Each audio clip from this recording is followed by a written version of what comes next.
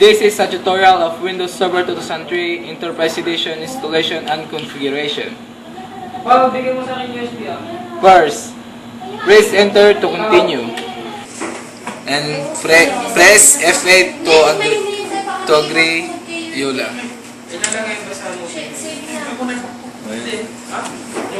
Create to partition. And then create two partition.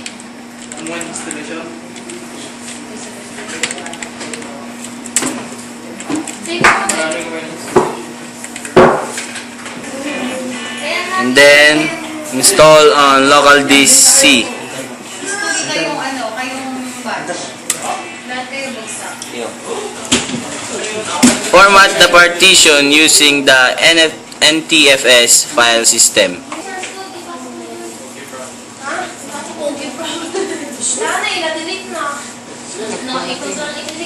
Set up formatting.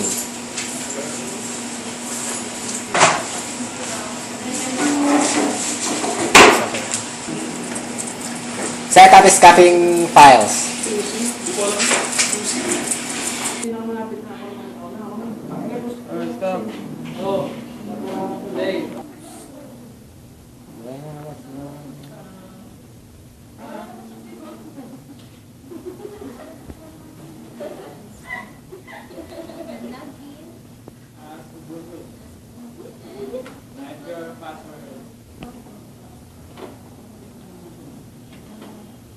Install wine.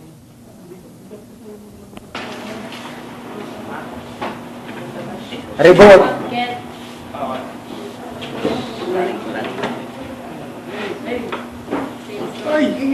Oh, yan! To touch, get, update.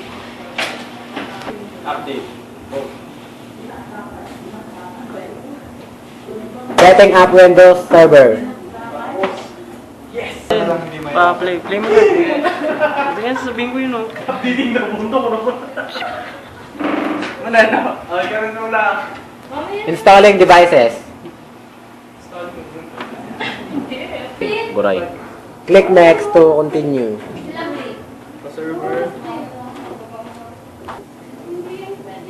Personalize your software, write your name, and then next.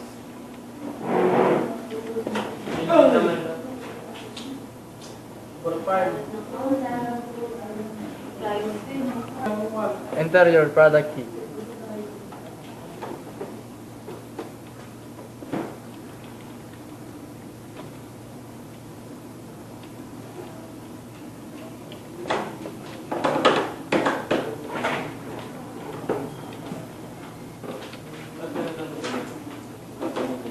And click next. Next. Computer name.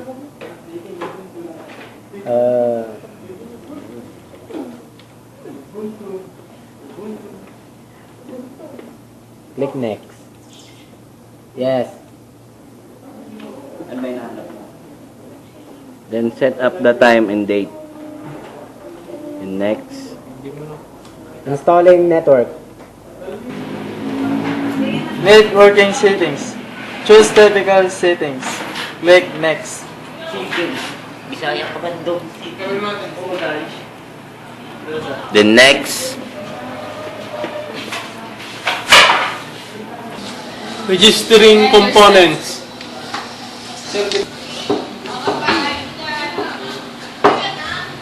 Saving settings. Windows is starting up.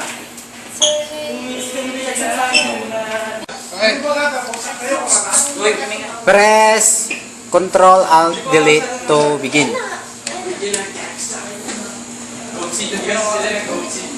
Just press OK.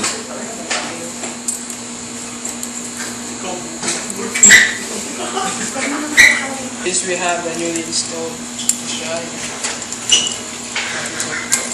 This we have newly installed Windows Server 2003.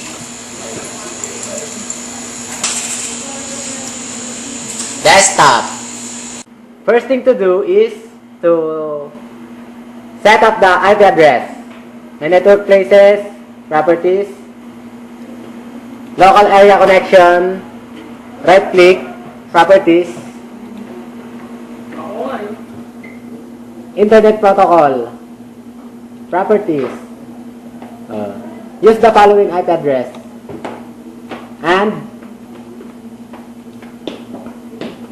enter a class C IP address 192.168.1.1. The subnet mask is 255.255.255.0.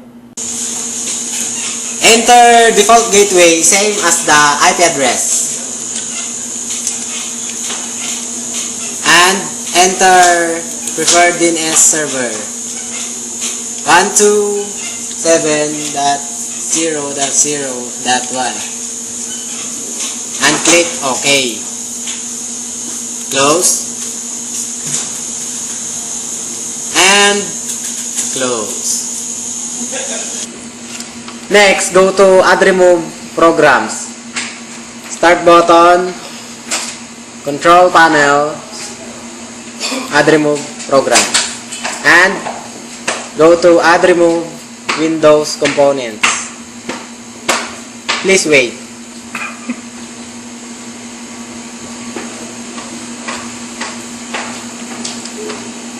Then, go to Networking Services. Next. Double-click Networking Services. Then, check Domain Name System and DHCP. Then, click OK. Click Next. Configuring components. Components, finish.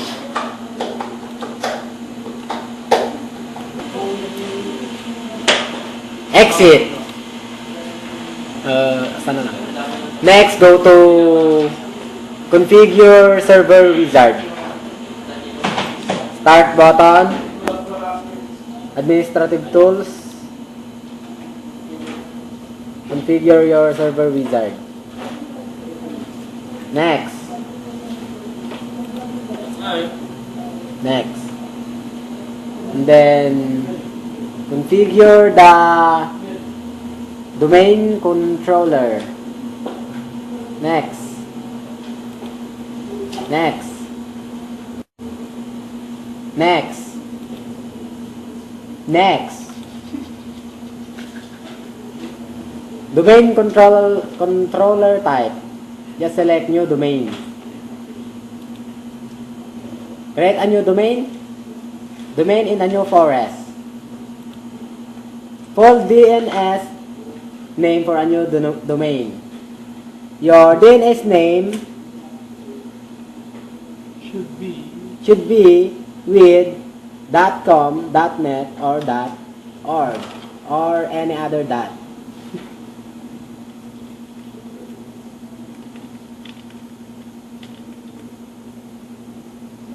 Just click Next.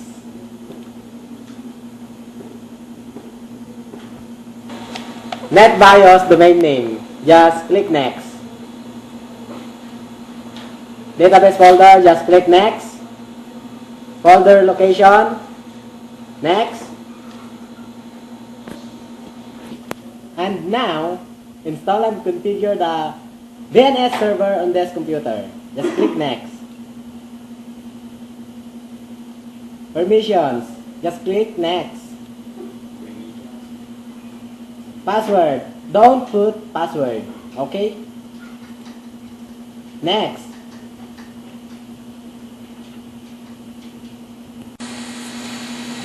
Active Directory installation wizard is completed.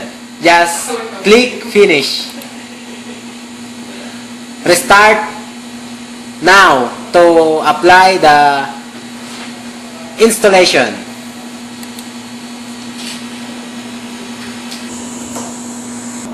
After configuring the DNS, Configure the DHCP.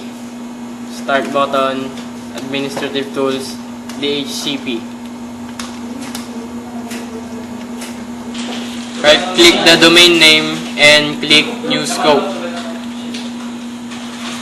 Click Next. Type your scope name.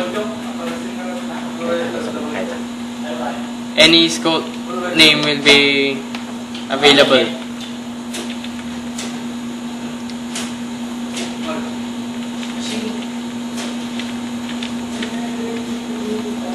Next, start your IP address. Enter the range of your IP address. You must start your IP address Class C between 11 to 40.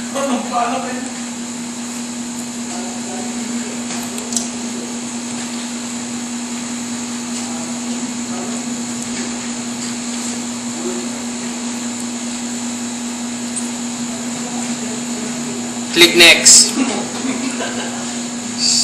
Start your Class C IP address. Retype between 11 to 39 or 40.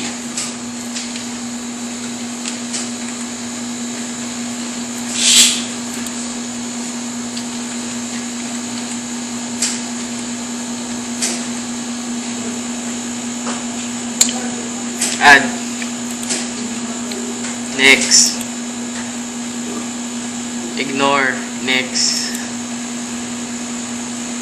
Next. Type in your Class C IP address. Your default gateway.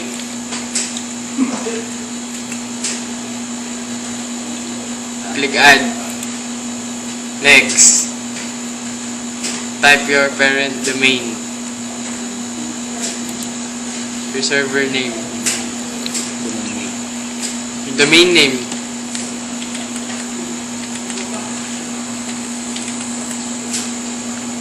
Resolve. Add. Next. In WinServer, just click Next. Click Next.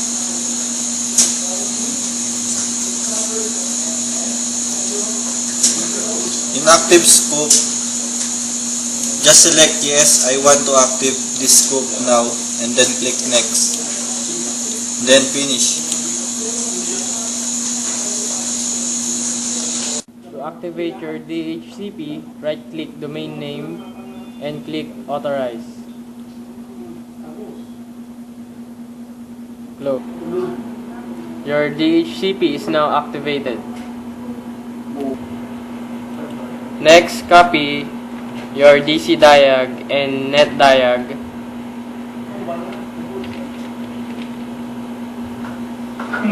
and DC diag into your installation folder CD.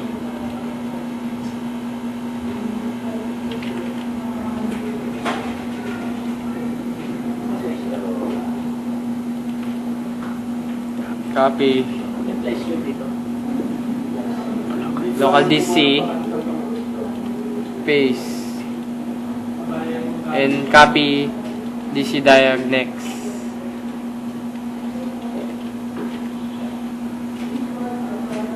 Copy local DC, paste. To check if the server is working, go to command prompt and type DC diag.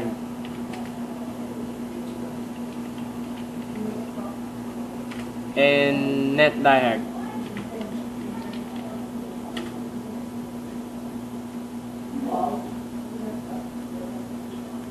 Loading.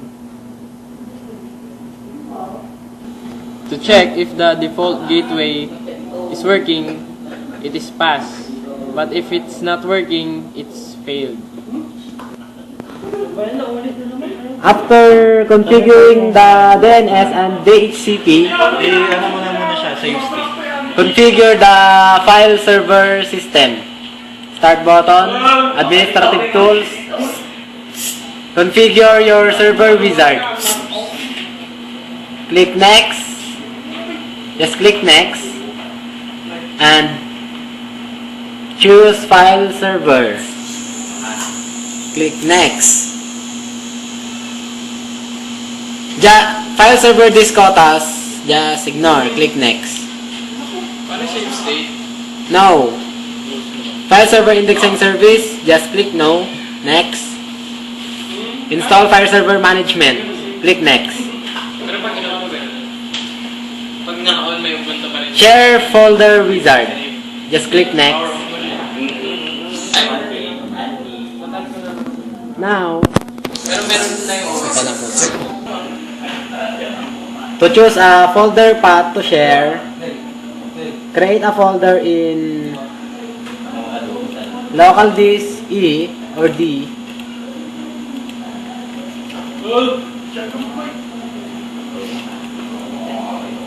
New folder, like the name folder.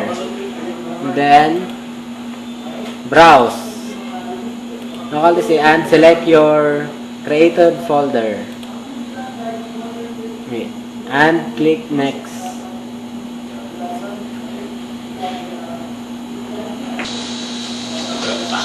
This your share name and share path.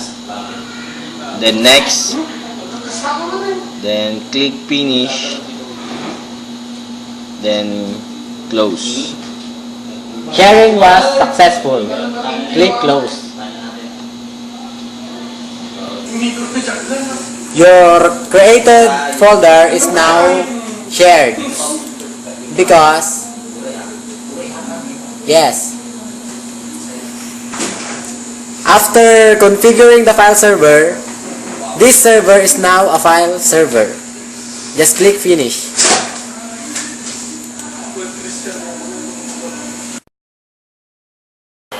After configuring the Windows Server, DNS, DHCP, and file server, now connect it in your Windows XP.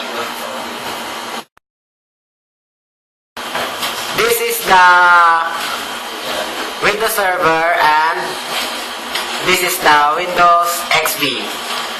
To connect your XP into your server, go to My Computer, right click, Properties, Computer Name, and click Change. Change and put your domain. Your domain is this, your domain name server. Just type your domain name.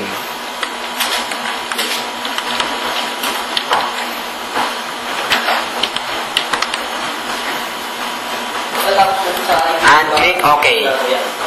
Computer name changes. Just type administrator. Yan, yun sa may wizard. Doon ka na sa Active Directory. And click OK. Welcome to the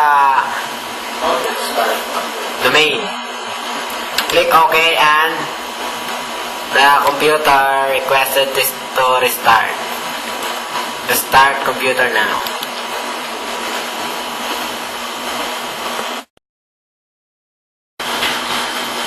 Press Ctrl Alt Delete to begin.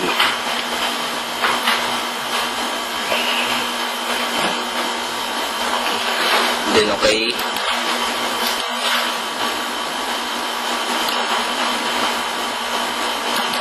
Your Windows XP is now connected to your Windows Server domain.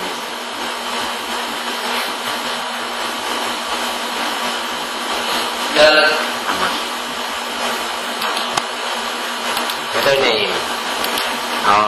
gkaserver.net domain. Domain. Domain.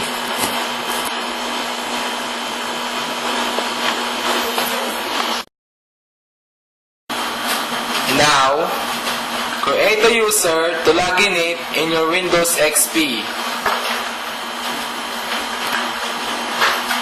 To create a user, remove all DNS and DHCP security policy.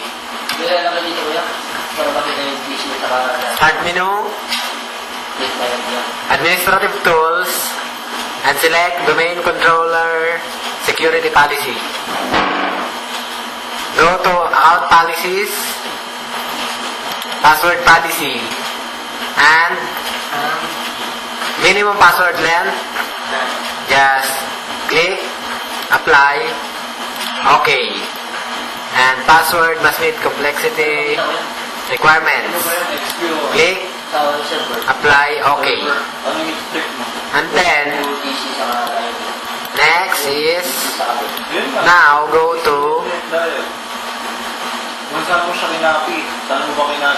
domain security policy, account policies, password policy, minimum password length.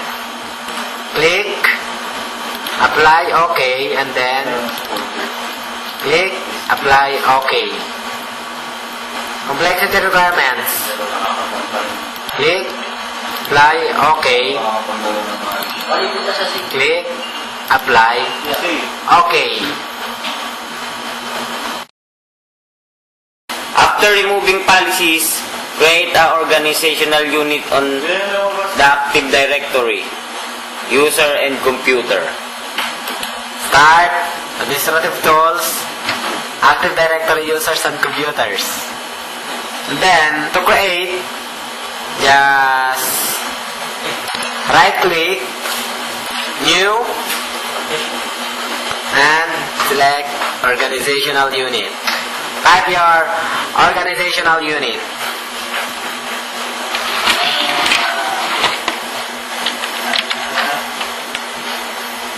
Then click OK. And inside the created folder, right click, new, and now create a user. First, put your name,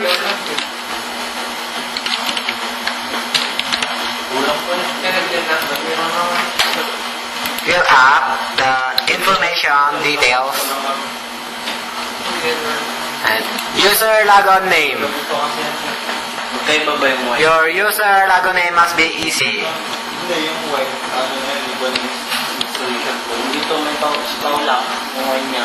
Then click next. Password.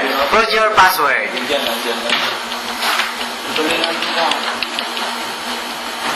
User must change password at next logon. Just check. Then click next.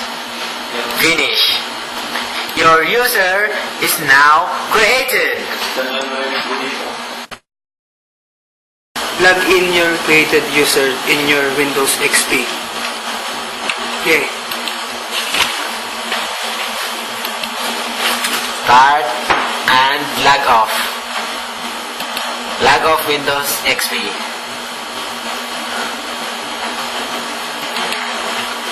Press Ctrl Alt to let to begin, and then username.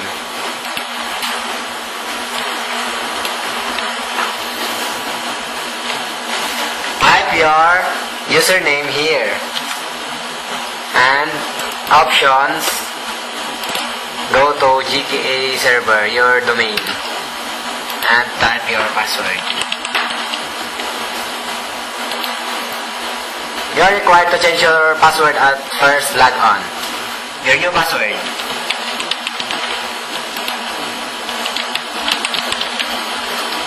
Click OK. Password has been changed.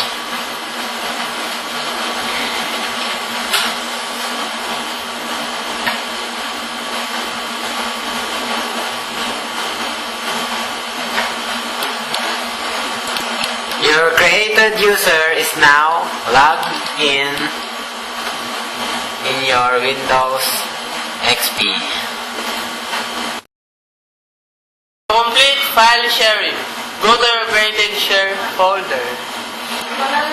Go to my computer. Call this your share folder. Right click, properties, and go to sharing tab. Click permissions and then full control. Just click and then apply. Okay. Apply. Okay. Now go to Active Directory, users and computers. Go to your user, double click your user profile and type the desired folder path and choose what partition do you want to use. And then this is your created folder in your Windows XP. Click OK. To make sure that your server and XP is connected, go to XP, my computer. This is your created partition in server. Click O and then make sure create a new folder in XP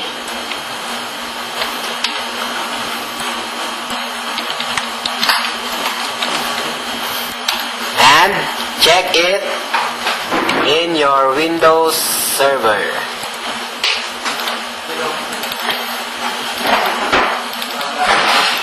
The